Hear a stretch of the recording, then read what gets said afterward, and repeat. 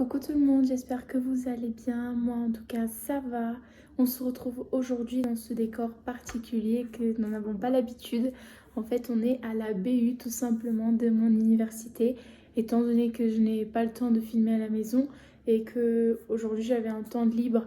Donc entre deux cours je me suis dit pourquoi pas venir dans un espace calme où on pourrait filmer notre vidéo tranquillement. Donc on se retrouve aujourd'hui pour parler de l'hospitalisation de ma fille parce que vous avez été nombreux à me demander qu'est-ce qui s'était passé, etc., etc. Et malgré le fait que je l'avais déjà dit sur Instagram, eh bien je me suis dit que j'allais vous faire une vidéo pour justement mettre au clair tout ça et puis au moins ça sera fixe et on ne posera plus la question. J'espère que cette vidéo va vous plaire. En tout cas, n'hésitez pas à me le dire en commentaire. On est parti, je vous raconte tout ça.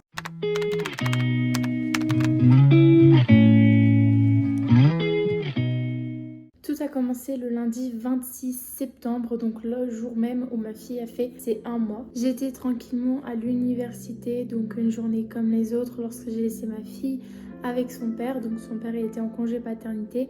Lorsque je les ai laissés, tout allait bien, elle est bien. Mon copain m'envoie un message en début d'après-midi, donc à peu près midi 15, midi 30, pour me dire qu'il est en chemin vers les urgences parce que ma fille a vomi du sang. Donc à ce moment-là, je stresse, je prends mes affaires, je pars du cours. Donc direction l'hôpital où elle est née pour les rejoindre au plus vite.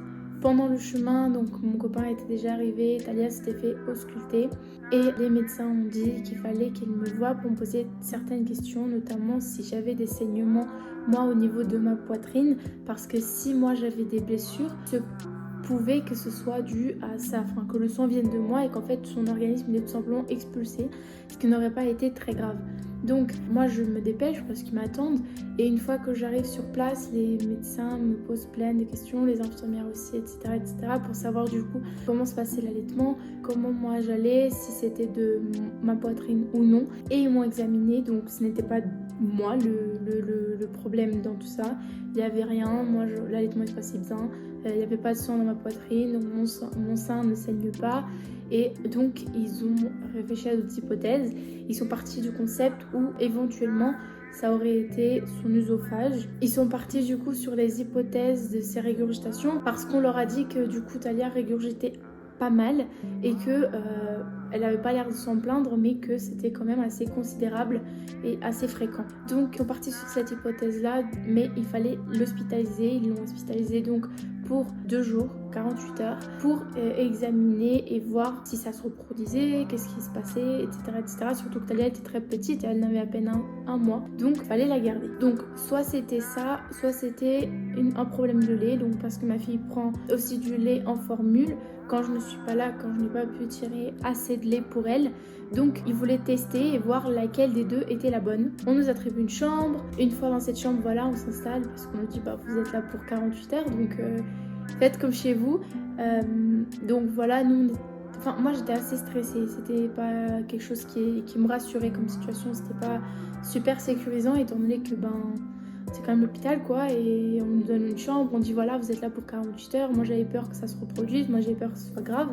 Mais voilà, on a essayé de gérer les émotions comme on pouvait. Et donc tout s'est bien passé. Elle avait des branchements pour la nuit. Apparemment c'était obligatoire. À part ça, elle passait la journée normalement. Lorsqu'on avait du lait à lui donner, il fallait qu'on les appelle pour qu'ils puissent réchauffer et puis vérifier ce qu'on lui donne. Il fallait aussi lui donner du Gaviscon avant chaque tétée. Et puis il y avait un petit truc qu'il lui donnait le matin. Donc en fait c'était juste pour apparemment apaiser l'estomac. Ça faisait une couche protectrice en quelque sorte. Et pour pas que ça remonte. Donc ce qu'il nous disait, c'est qu'il fallait obligatoirement la nourrir toutes les 3 à 4 heures minimum et qu'il fallait pas la nourrir assez fréquemment parce que c'est quelque chose que Talia avait l'habitude. En fait, elle réclamait le biberon très très souvent et pas de petite quantité non plus. Donc voilà, ils nous ont dit on lui donne 140 à 150 maximum toutes les 3h30, 4 heures minimum. Donc voilà, on était parti sur ça et donc moi je prenais le relais le soir. Que je rentrais de l'université, j'allais directement à l'hôpital. Puis mon copain prenait le relais pour toute la journée. Donc voilà comment c'était organisé pour ce séjour à l'hôpital. Donc après 48 heures d'observation, la pédiatre arrive, elle examine ma fille encore une fois. Donc elle nous a confirmé cette hypothèse comme quoi en fait elle buvait beaucoup, donc le fait qu'elle boit pas mal, ça lui a brûlé la gorge. Donc le fait que ça lui brûle la gorge, il y a du sang dans l'estomac n'aime pas le sang, donc ça c'est reparti. Donc elle avait mal. Et lorsqu'elle avait mal, elle redemandait le sein. Nous, on lui donnait. Et en fait, c'était un cercle vicieux qui ne s'arrêtait jamais, étant donné que pour se soulager, elle voulait téter. Et donc, ça faisait en sorte qu'elle regurgite encore plus. Et donc, ça lui brûlait encore plus. Donc, on était parti sur du Gaviscon et un petit truc qu'on lui donne tous les matins.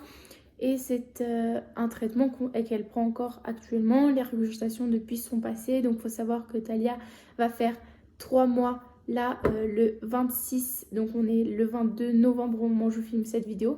Et elle fait 3 mois le 26 novembre. Donc, ça fait déjà 2 mois qu'elle prend ce traitement et ça l'a pas mal apaisée. Et puis, il y a presque plus de régurgitation. Du coup, voilà, c'était ce que je voulais vous raconter. Cette vidéo était assez courte. On est en train de faire une petite... comment dire? On reprend les vidéos petit à petit. Elles sont assez courtes. Je reprends notamment les vlogs la semaine prochaine. J'ai un vlog très intéressant à vous partager la semaine prochaine. Et du coup, voilà un peu comment ça s'était passé. Si vous ne me suivez pas sur Instagram, je vous laisse me suivre. Je vous le mets juste ici. Et puis, c'est par là-bas que je partage en fait tout au quotidien. Là-bas, vous êtes au courant de toutes nos mésaventures tous les jours, sans faute. Voilà, c'est toujours intéressant de faire partie de la famille et puis de rester un peu connecté. Moi, ça me fait toujours plaisir de discuter avec vous.